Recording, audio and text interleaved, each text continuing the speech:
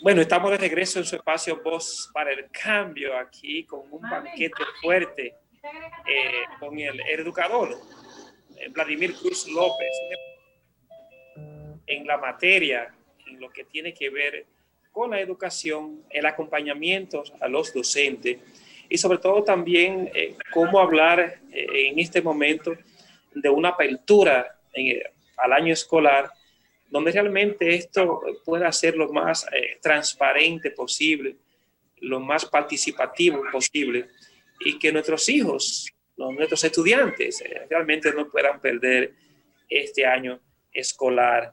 Así es que dejo a Juan Francisco que él sea que dé inicio con la pregunta inicial que comenzamos el programa, porque a Juan Francisco le interesó de saber, yo sé que hablar del sur, hablar de San Juan, también hablar de su patria chica, el Rosario. Él quería ver cómo desde ahí esta apertura escolar también va a afectar allá. Entonces, Juan Francisco, le dejo a usted, que usted, Vladimir, que son los expertos en eso, hablen. No, el experto es Vladimir. Una panorámica de la realidad que hay en la zona, como su centro de trabajo está situado en ese entorno, que nos hiciera un análisis general, pandemia, educación, todas esas cosas. El que es un gran expositor puede iniciar por donde quiera.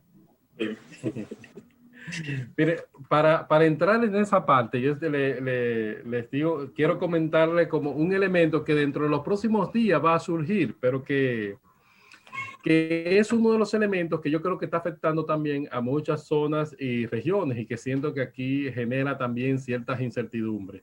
Al entrar un nuevo gobierno hay cambios. Esos cambios se van generando de manera continua en todos los estamentos, en todos los espacios. Entonces yo creo que tanto aquí como en muchos espacios hay expectativa de cambio en el sector educativo. Todavía no se sabe cómo y hacia dónde, pero hay expectativa de cambio de direcciones regionales, de direcciones distritales, aún incluso viendo que las anteriores autoridades que fueron posicionadas allí vinieron de un concurso, mal o bien está en un concurso, pero es un elemento que por eso hay espacios educativos donde todavía están como en esa espera, ¿qué va a pasar con esto? Con esa expectativa, ¿qué va a pasar con este componente? Porque todavía no se ha definido y el ministerio no ha definido en ese sector, en ese entorno. Y con las consecuencias tal vez tener este cambio, pero con las unidades que están son las que hay que trabajar y las que hay que dar inicio del año escolar. Entonces, el panorama que vemos como por la región de San Juan, la región del Valle, como se llama, en este espacio, es decir, yo creo que de expectativa, de inicio, hay centros que han comenzado ya a procesos de encuentros virtuales. Esos encuentros virtuales comienzan ya a pensar, a actualizar sus matrículas, cuántos estudiantes tenemos, quiénes van, quiénes no van, hay movilidad de estudiantes y es un elemento que se está dando aquí. Personas que tenían niños y niñas en colegios privados, al ser la educación virtual, ¿qué han hecho? Han trasladado sus estudiantes, sus hijos, a centros públicos en el proceso de la pandemia. Y es un elemento que está ahí visible, que se está viendo un poco aquí en esta zona y que me imagino también que otras zonas están haciendo lo propio. Es decir, movilizando. ¿Y me escucha, Jacinto? Sí, se escucha. Ok. Entonces, movilizando estudiantes del sector privado, pasándolo al sector público, pues como van a tener proceso de formación virtual, creo que están buscando el ahorro un poco del pago de mensualidad en los colegios. Y se está dando esto. Los colegios por eso quieren ofertar como otros elementos que no puedan tener en los centros públicos para poder ser opción todavía para esos padres, esas madres que tienen a sus hijos allí en esos colegios. Entonces, es uno de los elementos. Pero el panorama es de preparación en la modalidad que va a iniciar el año escolar, modalidad virtual, y desde ahí entonces apostar a ese proceso, preparación, organización en cada uno de estos centros, y ya usted ve esos procesos de encuentros virtuales. En algunos espacios sí pretenden tal vez que se dé de manera presencial, pero no ha sido como el funcionamiento, mucho de ello, de esto, sino a partir de panorama. Bueno, se fue la conexión, parece. Y en lo que retorna, no sé si Jacinto sigue. Virtual. Ok. Gladys, el audio se está escuchando mal, el audio, Vladimir. ¿Algo? Sí, el audio se está escuchando mal. Olvido siquiera, estoy de aquí, ¿se escucha bien? Ahora sí, ahora sí. Continúa. No se oye. Jacinto, en lo que él retorna, Sí. Okay. Ok. Ahora sí. Ahora sí, ahí me escucho. Sí. Ok. Entonces, en otros sectores, lo que hay mucha movilidad de cambios, instalando nuevas autoridades. La gobernación de San Juan ya fue instalada en este espacio por aquí. Una gobernadora de la zona, Elvira Corporán, de la zona de las Matas de Falfán, ya fue posicionada dentro del espacio, ya han sido posicionados a dirección del hospital de San Juan, del Servicio Nacional de Salud, del INAPA. Es decir, han ido ya tomando posesión y haciendo nombramientos de esos diversos sectores que hacen un poco la vida institucional del gobierno en la zona de San Juan de la Maguana. Y ahí se han ido dando. Conflictos también, ustedes saben que aunque sea un mismo partido, cada quien está buscando una opción de poder y un pedacito del pastel. Entonces hay conflictos internos dentro de esos mismos grupos de quien buscan, se han dado manifestaciones incluso públicas en favor de tal o cual persona para asumir un cargo en una oposición dentro de aquí de San Juan, y están con ese vaivén en ese quehacer de la zona. Y creo que igual que como otras zonas, algunas más radicales, pero yo creo que aquí se han ido dando diálogos, consensos que van generando diversos elementos en la zona de aquí de San Juan. Y se han ido como posicionando esto y comenzando a tomar como un poco la mirada de hacia dónde va el territorio de San Juan de la Maguana. Sí, parece que se fue la... Viene ¿Estamos? Sí, Te sí. escuchamos. Okay. Te escuchamos, Gladys. Uno de los temas que ahorita sí quisiera recuperar son el tema, por ejemplo, que también se vive aquí en San Juan y que yo creo que también todavía en algunos sectores se da. Y el tema de algunos espacios donde no ha habido nombramiento todavía. Y en la parte de educación, hay varios institutos descentralizados del Ministerio de Educación que no han sido todavía posicionadas personas dentro de ellos, ni se han tomado decisiones. Son de esos elementos que se están como detrás de ellos. Es decir, el ISFODOSU es uno de ellos que no ha tenido todavía nombramiento de personas. El INAFOCAN, otro de los institutos descentralizados que no ha tenido tampoco el posicionamiento de personas, pero tal vez no es por falta de personal, yo creo que es porque hay muchos aspirantes dentro de ellos que no se ha dado en ese espacio, que es como el gran dilema como dentro del espacio. Ya en la semana pasada estuvieron el INAVIE. El INAVIE fue posicionado ya la dirección del INAVIE y desde ahí ya se vio con esos elementos de cara a eso. Vladimir, y más de un discurso que se dice es para afuera que van. Así que esos espacios estarán ocupados muy pronto. No, te digo que no es problema de que no haya personal. El problema es que hay muchas personas que aspiran a ese mismo puesto y la decisión es muy compleja dentro de esos espacios que se dan como de manera global dentro de este espacio. Entonces creo pero tú sabes que son dos institutos donde sí hay un grueso tanto de inversión del Estado,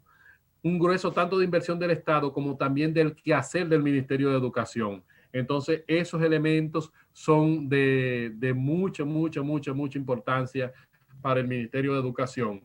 Uno define la política de formación del magisterio que se va dando, como es el INAFOCAN, quien tiene establecido y quien define esa política del magisterio de formación que se va a dar, y otra es el instituto que forma a los docentes y que prepara a los docentes. Entonces,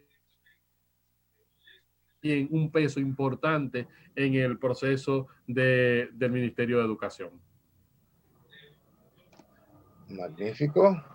Entonces, yo le propondría hacer como una recapitulación. Sí, mira, cualquiera que me escucha a mí, puede pensar. Ajá. Sí, te escucho. Sí, oye. Digo yo, escuchándote a ti, Vladimir, y escuchando y la preocupación de Juan Francisco, yo mirando el sur, yo que soy del Rosario Pandié, pensando en La Yaya, Los Corbanitos, Pueblo Nuevo, pensando en Caldón, Copey, El Capá, que ni siquiera llega a señar allá, pensando en la provincia de Pedernales, en Mapioró, allá en La Loma, La Altagracia, Mencía. Yo quisiera saber cómo se va a lograr que a esos muchachos que son nuestros, por lo menos esa brecha digital pueda por lo menos llegar ahí para que ellos reciban también el pan de la enseñanza, porque yo conociendo el sistema que tiene Cuba de educación, en Cuba, en Jurumucú, a ese niño que estaba en Jurumucú, se subía a llevar los libros hasta en burro para que ese muchacho tenga el pan de la enseñanza. ¿Cómo nosotros vamos a lograr eso aquí? No sé cuál es el planteamiento que tiene el Estado, pero a esos muchachos tiene que llegar también la educación. El año escolar tiene que tener apertura para ellos también. Pero es posible, Vladimir, que el Estado no tenga Joaquín, el planteamiento de lo que van a quedar excluidos del sistema. No, bueno, de exclusión no, puede hacerse una estadística desde esta institución que trabaja todo el tema de la conectividad, la institución del Indotel, puede hacerse una evaluación donde hay conectividad y donde no, porque ellos tienen el mapa de conectividad de las diferentes telefónicas del país, de las diferentes telecomunicaciones, y donde hay cada tipo de conectividad, dónde se da y qué tiene. Es decir, está allí, podemos sacar. Indotel dijo que no estábamos preparados para dar una apertura escolar. Indotel, ya lo sabes. Exactamente, pero te digo, porque ellos tienen el mapa de conectividad del país y lo tiene Indotel y sabe dónde hay posibilidad de conectar un internet a 2G, a 3G, a 4G o LTE, que podemos tener el tipo de conectividad que tenemos en el país. Ellos tienen ese mapa y lo saben dónde hay. Por eso es que decía ahorita, el Estado tiene que trabajar unificado para poder conseguirlo. El Ministerio tiene que trabajar unificado para poder conseguirlo. Pero Joaquín, en respuesta a tu pregunta, el ministro dice que donde no haya conectividad va a llegar por televisión, va a llegar por radio, que se están grabando ya los programas para radio y televisión. La propuesta curricular es muy amplia. Y ¿cuántos grados tenemos?